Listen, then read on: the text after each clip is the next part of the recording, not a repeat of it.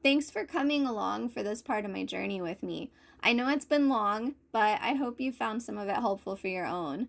My hope through this whole series has been to save you some of the headache that I've dealt with by showing you things that I remember doing wrong and also things that I remember were helpful for me. For this very last part, I want to share some maintenance things for this last year and some milestones that it held, and then end with a bit about this current year, which is my fifth one, and some goals that I have set and hopefully will be achieving in the near future. Last year, as far as maintenance goes, I kept making new art, though my pace slowed down a bit from the frenzied one I had had before, thankfully. But I dealt with a lot of discouragement. Okay, maybe that was every year. Maybe. It can be easy to get discouraged when everything feels like a learning curve and I never feel like my art is good enough or that I'm good enough. But I made the decision to keep trying. I seriously considered stopping, but I really want to make books. I want to make stories. So I decided to keep practicing.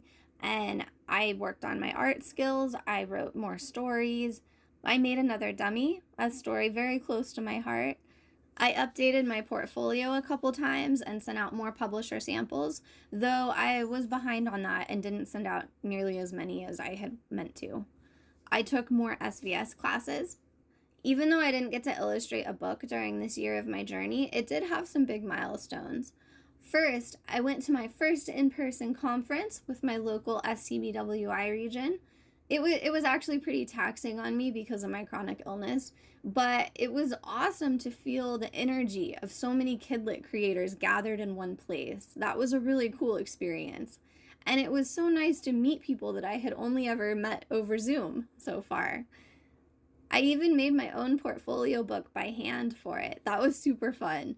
I made a time-lapse video of the process, and that's in the description, as well as the tutorials that I used for it, in case you would like to make your own.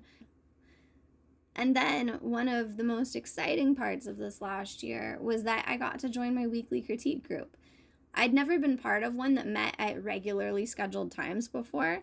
We meet over Zoom to visit and give feedback on each other's work. And after, like 8 months, I finally started getting comfortable on video with my group. If you're trying to find your own critique group, I share about the things that led to me joining mine in my imposter syndrome video, and that's in the description for you too. I was nervous for so long about being in a crit group, but it's been way less terrifying and way more helpful than I expected. Now I look forward to spending the time with my friends. And I love seeing what they create and hearing about why they did what they did. Sometimes I do get discouraged or envious because their art is amazing and mine doesn't look like theirs. But really, when I calm down and breathe and I remember each of us having our own voice is part of what's so cool. And we share ideas and techniques and we help each other grow. All my artist friends, seriously, your creativity never stops amazing me. If any of you are watching this, thanks for being brave and making your art. The world needs it. And it's awesome getting to grow with you. I talked about the things that helped with this next thing back in part 11, but another milestone for this year was that I felt like I finally got some focus. I started finding out how to stop my hamster wheel from careening down the hallway and to climb off the thing, finally. And that brings me to the last part of this last part. At the end of every year, I sit down and evaluate how the year went and figure out what my next steps should be. After taking some time to do that back in January and work through Kelsey's workbook that I mentioned in part 11, the link to it is in the description, I decided to commit to only focusing on Kidlit this year. It's so hard for my must-have new shiny things brain. I've already tried researching more about Patreon, art licensing, pet portraits, and that's only since last week. And then there's like a thousand more things in there. You should see how many tabs are open on my phone. Oh, it's bad. But I'm trying. I'm working on more portfolio pieces. some for picture books first, and then I'm planning on setting up a middle grade portfolio. I'm very excited about this. Other than picture books, they're my favorite books to read. I pretty much, if I'm reading, it's almost always going to be middle grade. And I love the black and white illustrations and how different they all can be. And I just think it would be so awesome to get to illustrate some. So I want to practice interior illustrations and then also practice the color cover designs too. And the lettering goes along with that. So it's kind of a lot to do, but I'm excited about that project. And then after that is done, I'm planning to focus on a new book dummy, maybe two, but I'm not sure yet, and try to get them ready to submit to agents. I have some polished manuscripts, and so I want to get going on that. I'd really like to have a partner on this journey. I think that would be awesome to have somebody who could help me with the business side of it. I also want to make a whole self-published book myself. I'd like to take another book all the way to finish, and it'd be really interesting to have the experience of the entire process, not, instead of just the illustrating. I don't expect that it will sell, but I think it'd be a lot of fun to make, and it would give me really good practice and a better understanding of what some of my self-publishing clients might be dealing with on their end. And I'm hoping that that will help me be more helpful for them.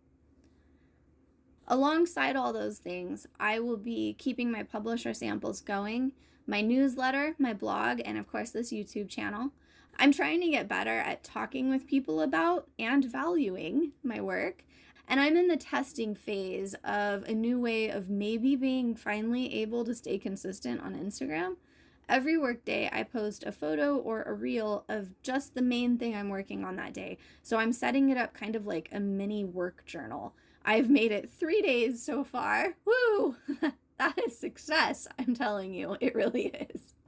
I'm going to be taking the weekends off and not going on the platform at all.